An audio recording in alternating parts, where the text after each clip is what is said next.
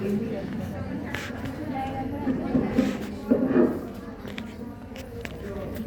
বিচারক মণ্ডলী ও আজকের পরিষদ, আসসালামু আলাইকুম।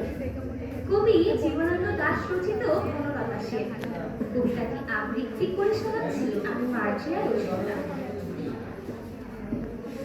হাজার বছর ধরে আমি পথ হাঁটিতেছি পৃথিবীর পথে, সিংহল সমুদ্র থেকে নিশীথের অন্ধকারে মালয় সাগরে অনেক ঘুরেছি আমি। বিম্বিসার অসুখের ধূসর জগতে সেখানে ছিলাম আমি।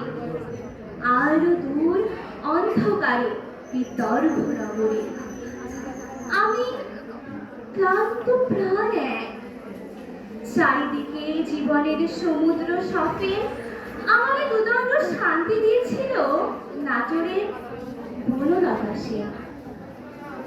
চুলতার কবেতার অন্ধকার বিদিশার নিশা, মুক্তার শ্রাবস্তির কারুকার্য, অতি দূর সমুদ্রের পর হাল ভেঙে চিনাবির হারাইছে দিশা। সবুজ ঘাসের দেশ যখন সে চোখে দেখে দারুচিনি দ্বীপের ভেতর, তেমনি দেখেছে তারে অন্ধকারে। বলেছে সে, এতদিন কোথায় ছিলেন? পাখির তীরের মতো চোখ তুলে নাটোরে বনলতা সেন। ধন্যবাদ সবাইকে।